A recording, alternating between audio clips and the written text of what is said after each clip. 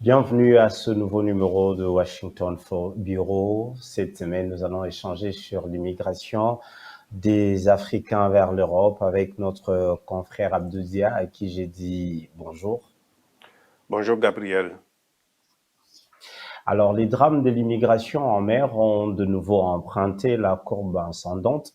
Les victimes sont essentiellement des Africains du Sud, du Sahara et qui veulent rallier à tout prix l'Europe.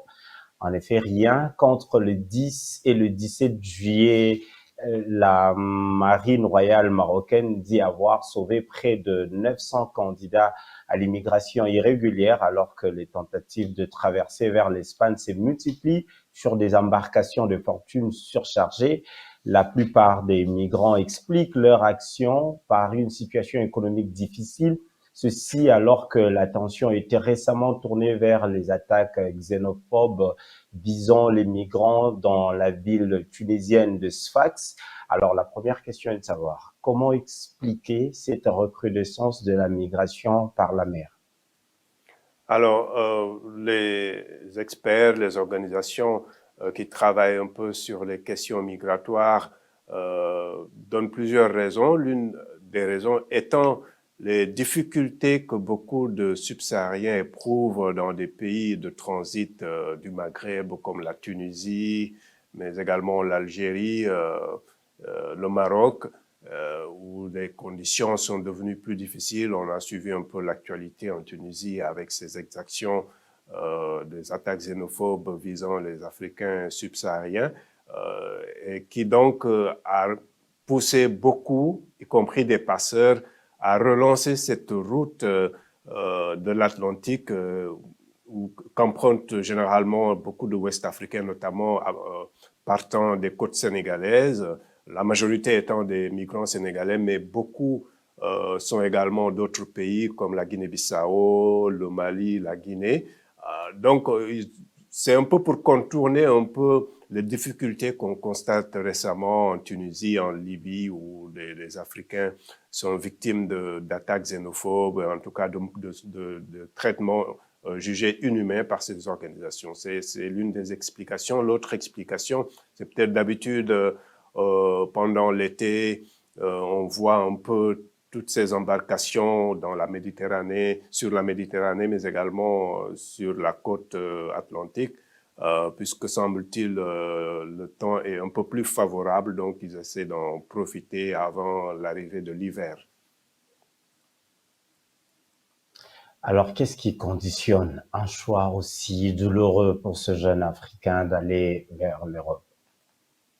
Essentiellement, ce sont des raisons économiques, hein, la précarité. Il y a une étude qui a été réalisée en 2022 qui s'appelle African Youth Survey, une étude sur l'opinion des jeunes sur le continent réalisée dans une quinzaine de pays africains et qui révèle qu'en fait 44% des jeunes interrogés disent qu'ils veulent quitter le continent pour des raisons purement économiques. Et les raisons politiques comptent pour seulement 7% et les raisons, disons, religieuses, des gens qui partent parce qu'ils pensent qu'ils sont persécutés sur le plan religieux, ne constituent qu'un pour cent.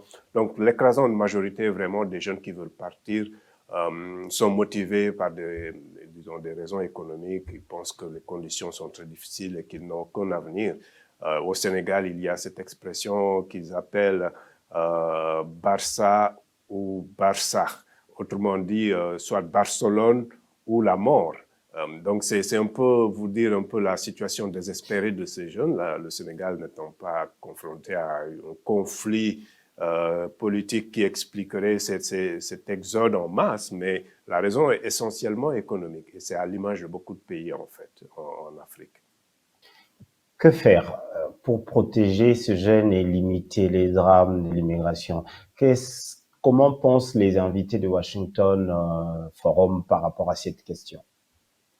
Alors, c'est une question intéressante parce que on met souvent en avant, disons, l'aspect répressif, le contrôle aux frontières. Je sais que l'Union européenne et, par exemple, certains pays comme le Sénégal ont renforcé, dans le cadre de leur coopération, le contrôle en mer avec des bateaux qui patrouillent, mais cela n'a pas empêché, comme vous le voyez, tous ces bateaux, toutes ces pirogues de quitter les côtes sénégalaises avec tout son lot de drames. Donc, les invités à qui j'ai parlé, en tout cas, pensent que la solution est plus liée à la question de la gouvernance politique et économique sur le continent. Tout faire pour donner plus d'opportunités à ces jeunes, et cela passe forcément donc par une gestion vertueuse des ressources, une bonne gestion de nos pays sur le plan politique, économique et social, et permettre à ces jeunes d'avoir plus d'opportunités. Maintenant, il est clair que naturellement, l'être humain a toujours tendance à vouloir bouger. Ça, c'est une réalité. Le fait de vouloir aller ailleurs à la recherche d'un avenir meilleur ou d'une nouvelle éducation ou approfondir ses connaissances, c'est un phénomène naturel. Mais il est clair qu'avec une meilleure gouvernance, avec un développement économique sur le continent, beaucoup de jeunes peut-être pourraient renoncer à ce projet périlleux, surtout la traversée par la mer, mais également passant par le désert. Et avec vraiment l'actualité récente en Tunisie nous montre qu'en fait ce n'est pas toujours évident pour ces jeunes. Donc la recommandation de ces invités à qui j'ai parlé, c'est vraiment de faire en sorte que ces gouvernements africains travaillent davantage à améliorer les conditions de vie et offrir plus d'opportunités, en tout cas mettre en place des politiques qui favorisent l'emploi des jeunes. L'Europe pense-t-elle décourager ces immigrations africaines? À quel niveau? Il est clair qu'en Europe, il y a aussi un débat très chaud sur la question de l'immigration irrégulière, surtout venant d'Afrique. Ça, c'est une évidence. Et l'opinion publique européenne aussi s'est saisie de la question. Les politiques, notamment, s'en saisissent. Et beaucoup pensent que, en fait, cette immigration irrégulière favorise un peu aussi, d'une certaine manière, la montée de l'extrême droite en Europe. Les partis d'extrême droite qui gagnent un peu en popularité, puisqu'on pense, entre guillemets, qu'ils sont envahis. Et en même temps, on voit dans des pays comme l'Allemagne, avec une population vieillissante qui a forcément besoin de main-d'œuvre. Donc, c'est un peu une sorte de contradiction ou de dilemme, si on peut ainsi dire, de la part des politiciens européens. Comment aborder cette question? Mais il est clair qu'ils ne voudraient pas voir l'opinion publique se sentir menacée, entre guillemets, avec cette immigration en masse. Mais en même temps, il est clair que la main-d'œuvre, le besoin de main-d'œuvre est là. Donc, comment gérer ça? Et je pense que peut-être qu'il y a une fenêtre, une sorte d'opportunité qui est là entre les gouvernements africains et les occidentaux, voir comment faciliter, disons, les voyages réguliers, puisque le besoin de main-d'œuvre, il est là, c'est clair, et limiter en fait tous ces risques et ces accidents en poussant ces jeunes à aller coûte que coûte et en prenant tous ces risques. Les conséquences de ces immigrations sont-elles graves pour l'Europe?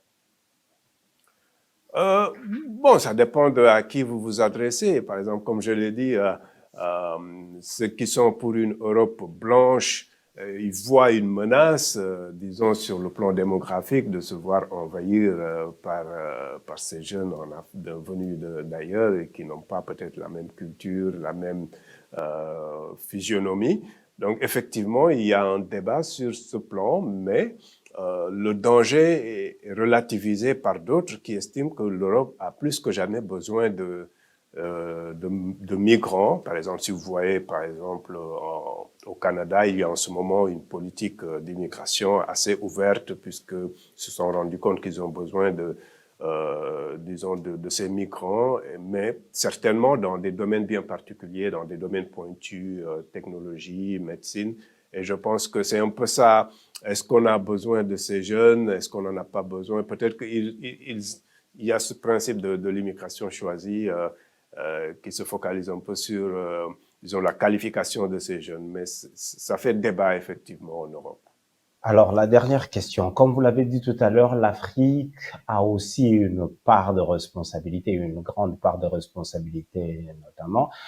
Alors, avec tout le discours, tout ce qui s'est dit, il n'y a rien qui change. Est-ce que l'Afrique peut-elle changer de narratif, changer de discours pour mettre fin à cette migration? L'immigration ne prendra jamais fin, il faut peut-être le dire d'emblée. Cela dit, il est très possible de faire en sorte qu'il y ait moins d'immigration irrégulière et que les jeunes croient en leur continent, mais pour cela, les politiques doivent en fait jouer aussi le rôle qui est de mettre en place des gouvernances qui promeuvent la gestion équitable des ressources.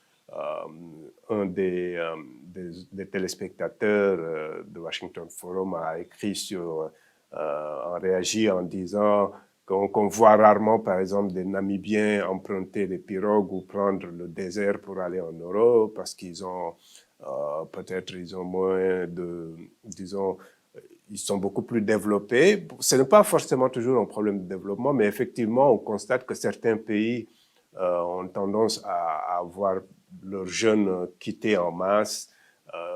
Donc, je pense que la question de la gouvernance et même de l'éducation est de faire croire aux gens que c'est encore possible et que si on doit partir, il faut le faire dans des conditions moins dangereuses en tout cas. Et voilà, donc c'est un peu ça. Merci à vous, Abdou, pour toutes ces précisions. C'est moi qui vous remercie, Gabriel. On se voit la semaine prochaine pour un autre numéro de Washington Bureau.